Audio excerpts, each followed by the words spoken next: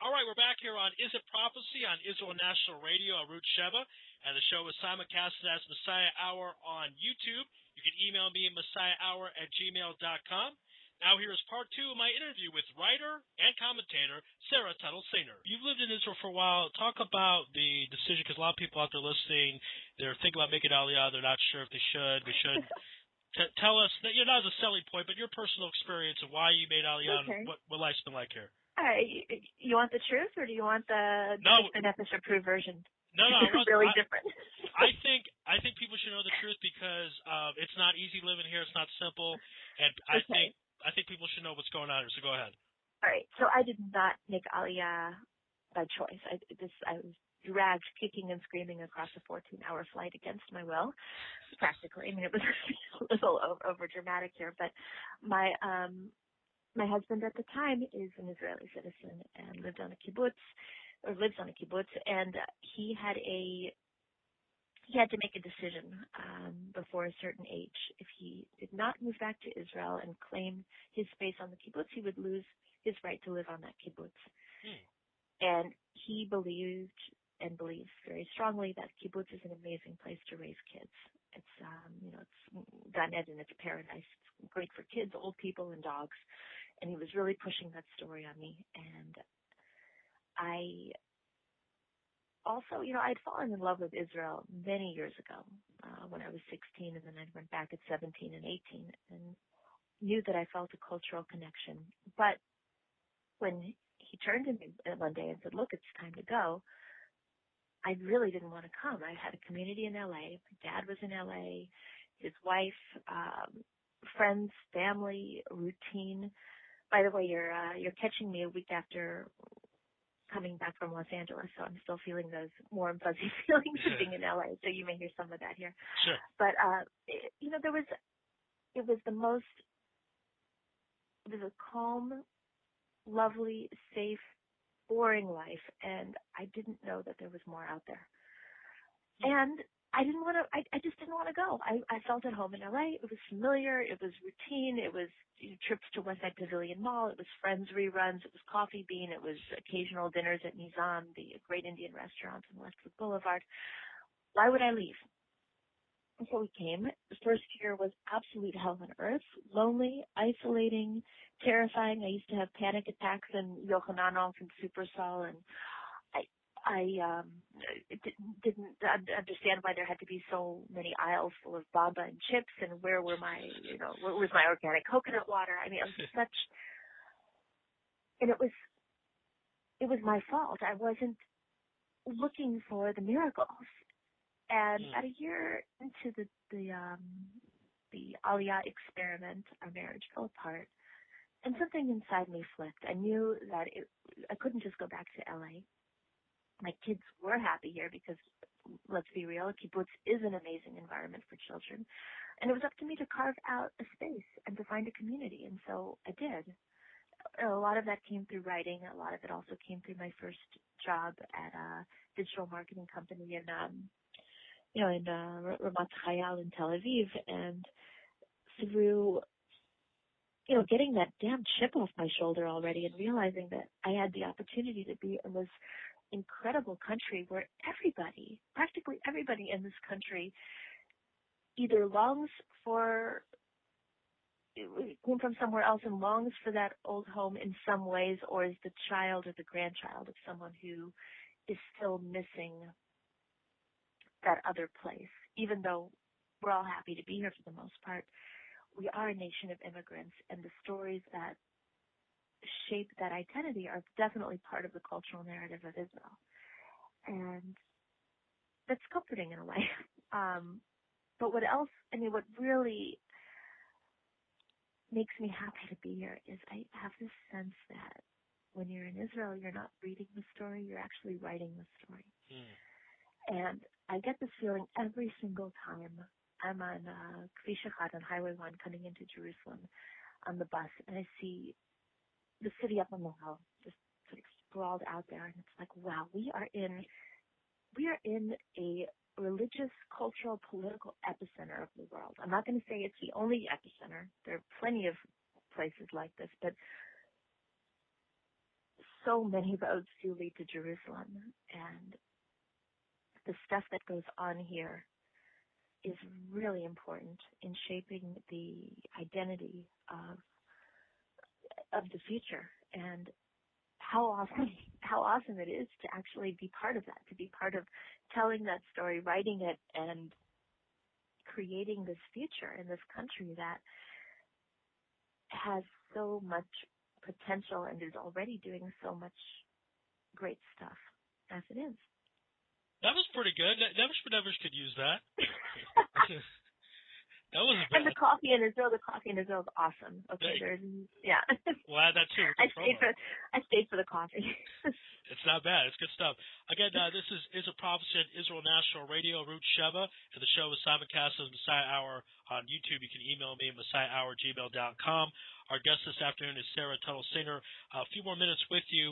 Now, part of Israel's narrative, if you will, is that we needed a home after what happened in the Holocaust, because the Jews were not able to go to a home of their own. And an interesting story you posted on your Facebook a few days ago, there's a 93-year-old former Auschwitz guard who's going to be tried in Germany. And, I have mixed feelings about this. I want to see justice. On the other hand, I'm friends with Hoover Lane, who brought up a great point.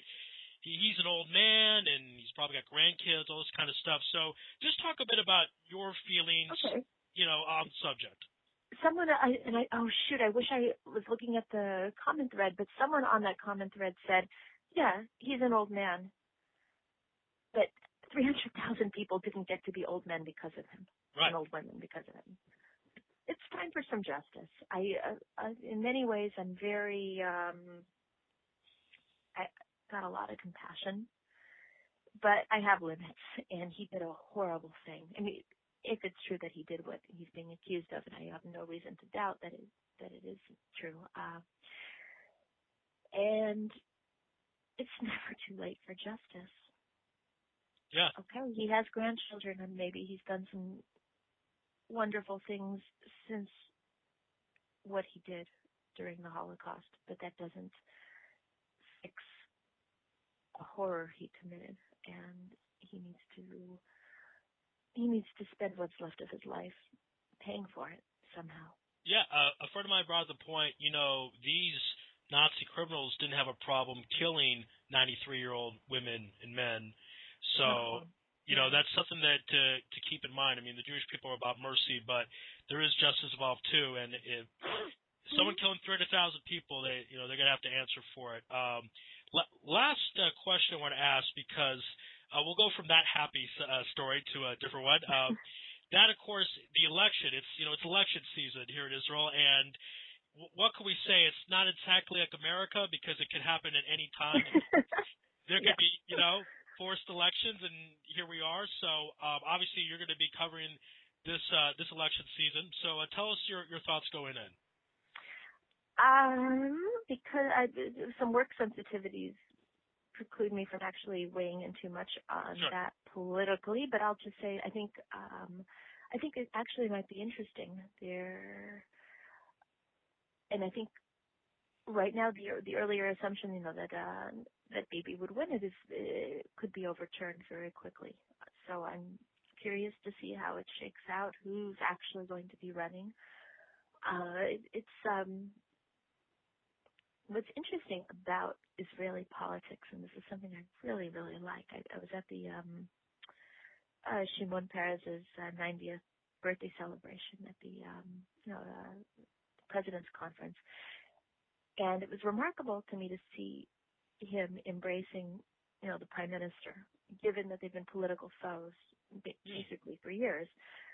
And that's the thing about Israeli politics. I've seen a lot of rancor between people, but I also see a lot of friendship too. And the relationships are more fluid, and that's always interesting to me.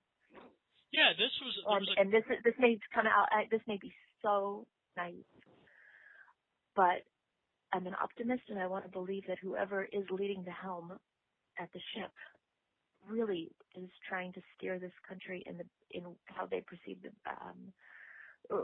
toward what they perceive to be the best future. And I may not agree with it, but I would like to believe that the leaders of this country all have Israel's best interest at heart, even if we don't agree on the interpretation of what that is.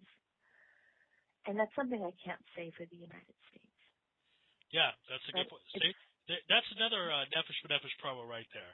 See, now, I've only been here 4 years, so give it a little time. I might become more cynical.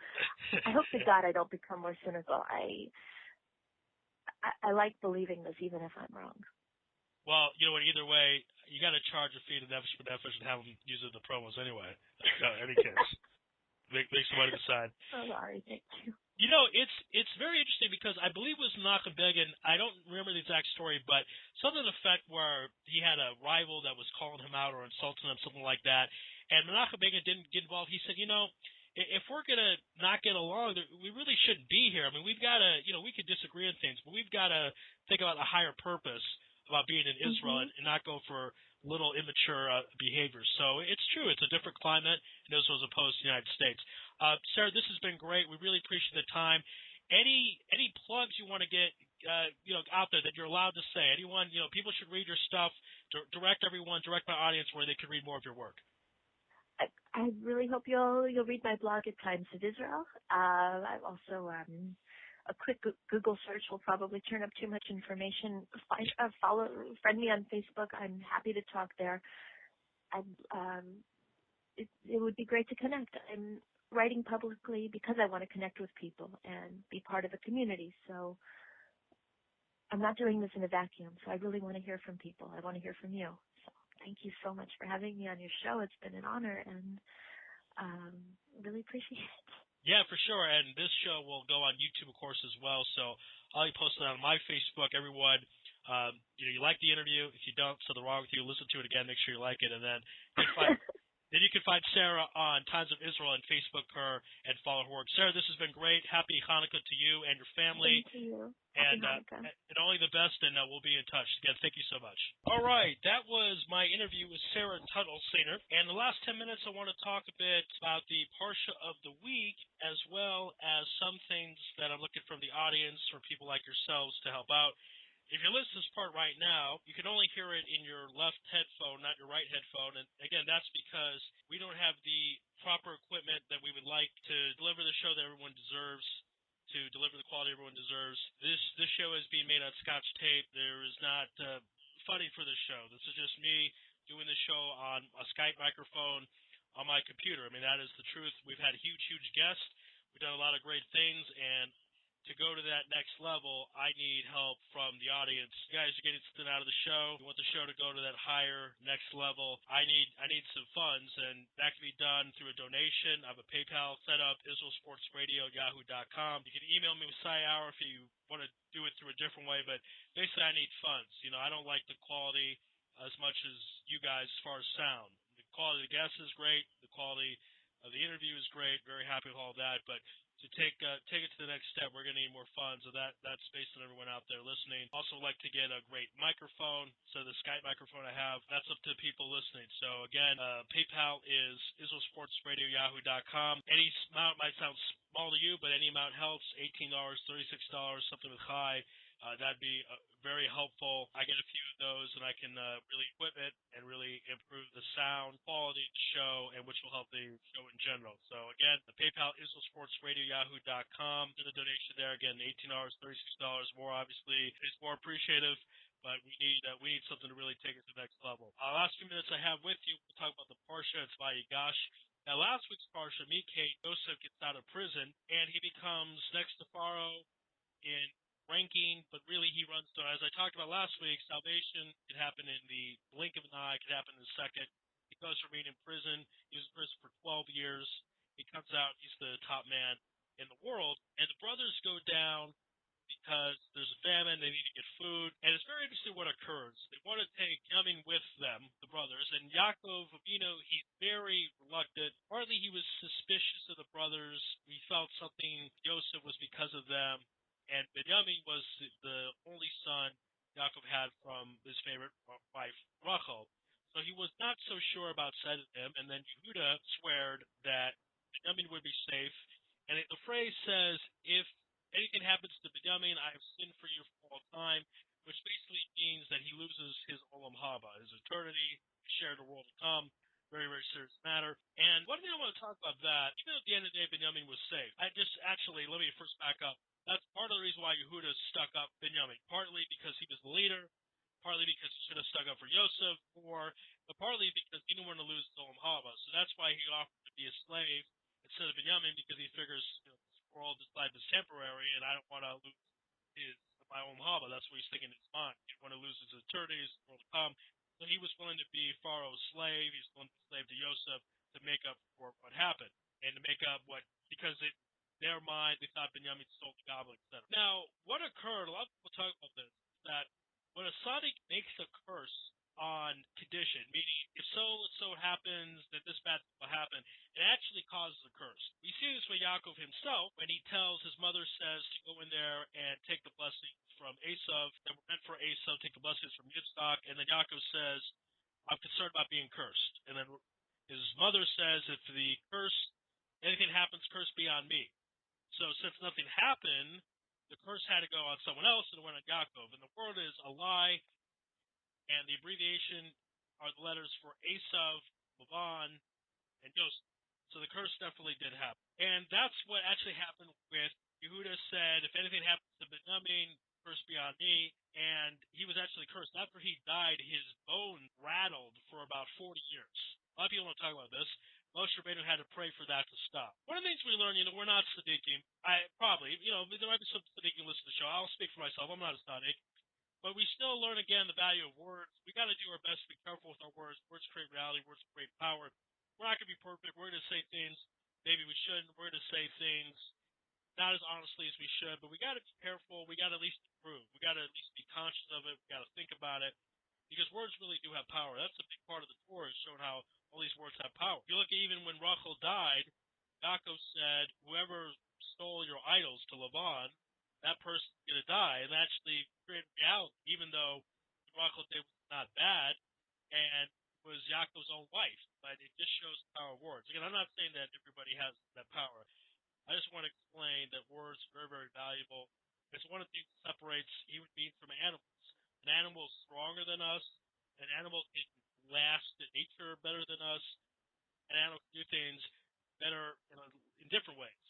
Not just because they're an animal. They jump higher, all those things. But an advantage we have, a big advantage, is that we can communicate. So that's something I want people to think about. Also, another part of the parts that really connected with me is the brothers are going through this hell. They don't know why, exactly what happened. They can think it's related to Yosef because the brothers comment, look what happened, and we saw the boys what happened. They had some idea, but they weren't sure exactly what was going on. They were scared, they were frightened, they were confused.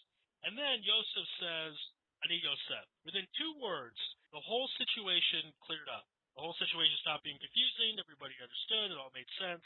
And that's actually what's going to happen when Mashiach comes. And that's why I like to talk about this a little more, perhaps in other parts of the Parshas, because when Mashiach comes, Hashem will say, I need Hashem. He'll reveal himself more than he's revealed himself now.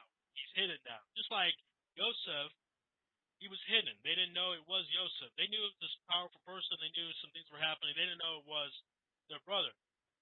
So when Hashem says, I need Hashem, after Mashiach comes, it's all going to make sense to us. Every bad thing that happened to us, or confusing thing, mysterious thing, hidden thing, good thing, all things, it's all going to make sense, and we're all going to get it, we're all going to understand. And that's something we definitely need to look forward to. And last part I mentioned is there's a lot of different things going on that are hidden in regards to the guards. The guards that put Shimon in jail. That was partly because Shimon was very volatile. He's a very powerful man. Him and Levi destroyed the entire city of Shem. So when Shimon came with the brothers, Joseph wanted him detained. He didn't want to have to deal with his wrath. Also, Shimon was part of putting Joseph in the pit a little more than the other brothers. So it was a bit of mida ketamida. It means, every action to every action, retribution, that type of thing. That was part of it as well. But the guards that put him in jail were actually Menashe and Ephraim, which are Joseph's sons. That's not something everybody knows, but I think a very interesting part. We're at the end of our program for today. Special thanks to Sarah Tutle-Singer, our guest this afternoon.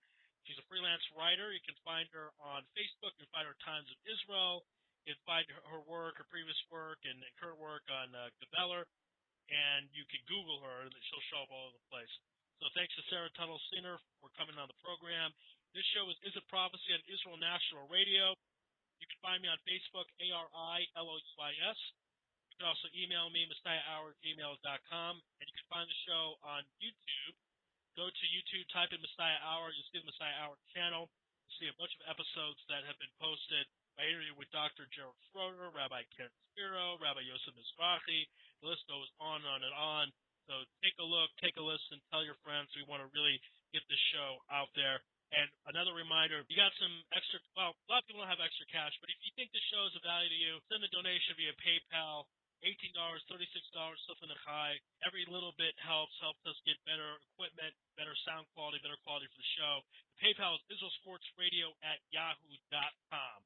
So thank you, everyone, for listening. This is a Prophecy on Israel National Radio, and everybody have a great day.